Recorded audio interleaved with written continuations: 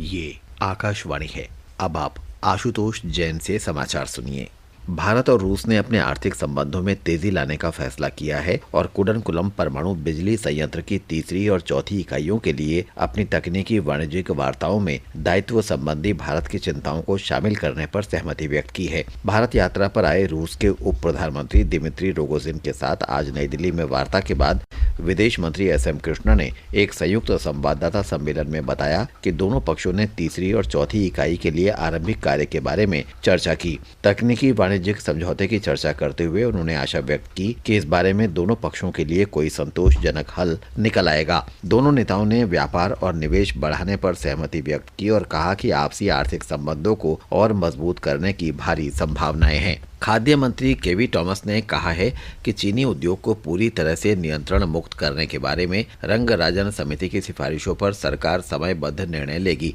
नई दिल्ली में एक समारोह के दौरान संवाददाताओं से बातचीत में श्री टॉमस ने कहा कि समिति की रिपोर्ट टाली नहीं जाएगी और प्रधानमंत्री कार्यालय से प्राप्त विचार के बाद इस बारे में निर्णय लिया जाएगा।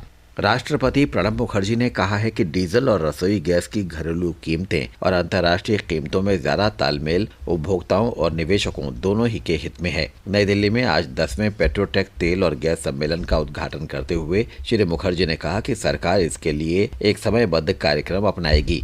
ऊर्जा आवश्यकताओं को पूरा करने के लिए भारत को विश्व बाजारों पर निर्भर रहने की चर्चा करते हुए राष्ट्रपति ने कहा कि वित्तीय बाजारों की तरह विश्व ऊर्जा बाजार भी वैश्विक और एक दूसरे पर निर्भर है, इसलिए कोई भी देश बाजार से खुद को अलग नहीं कर सकता। सीबीआई ने कोयला ब्लॉक आवंटन घोटाले की जांच के सिलसिले में एक बुनियादी ढांचागत और एक इस्पात कंपनी पर धोखाधड़ी और जालसाजी के आरोप में 2 नए मामले दर्ज किए हैं। सीबीआई सूत्रों ने नई दिल्ली में बताया कि मामले दर्ज करने के बाद हैदराबाद, सतना, सिकंदराबाद, विशाखापत्तनम, जयपुर, राउरकेला और दिल्ली में 16 स्थानों पर इन कंपनियों के ठिकानों की तलाशी शुरू की जा चुकी है। उन्होंने बताया कि कंपनियों ने कोयला ब्लॉक आवंटन पात्रता हासिल करने के लिए अपना कुल मूल्य कथित रूप से गलत बताया।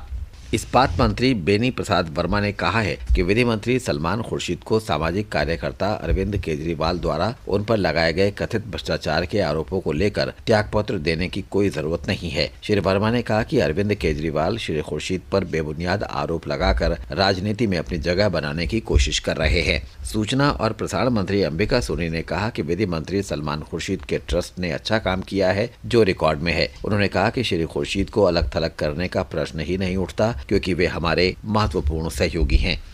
बम्बई शेयर बाजार का संवेदी सूचकांक आज शुरुआती नुकसान से उबरते हुए 38 अंक बढ़कर 18,714 पर बंद हुआ। ऐसा यूरोप के शेयर बाजारों से मजबूत संकेत मिलने से हुआ। नेशनल स्टॉक एक्सचेंज का निफ्टी 11 अंक बढ़कर 5,687 हो गया। मुद्रास्फीति की दर इस वर्ष सितंबर में बढ़कर 7.81% हो गई, जो पिछले 10 महीनों में सबसे अधिक है। ऐसा डीजल के दाम बढ़ने से हुआ। थोक मूल्य सूचकांक पर आधारित मुद्रास्फीति की दर अगस्त में 7.55% थी, जबकि पिछले वर्ष सितंबर में ये 10% थी। अमेरिकी अर्थशास्त्री एल्विन रोथ और लॉयड शेपली को अर्थशास्त्र के लिए नोबेल पुरस्कार देने की घोषणा की गई है। स्टॉकहोम में आज नोबेल निर्णायक मंडल ने कहा कि इन दोनों को स्थिर आवंटनों और बाजार के रुख की क्रिया के सिद्धांत के लिए सम्मानित किया गया है। लीबिया की संसद ने आपदस्थ तानाशाह मुअम्मर गद्दाफी के पुराने विरोधी अली जैदान को देश का नया प्रधानमंत्री नियुक्त किया है। इस आशय की घोषणा राष्ट्रीय असेंबली के प्रमुख मोहम्मद मिगरीफ ने सरकारी टेलीविजन पर की। नए प्रधानमंत्री मुस्तफा अली शगूर का स्थान लेंगे। श्री शगूर को पिछले सप्ताह प्रधानमंत्री पद से बर्खास्त कर दिया गया था। इसके साथ ही ये समाचार बुलेटिन समाप्त हुआ।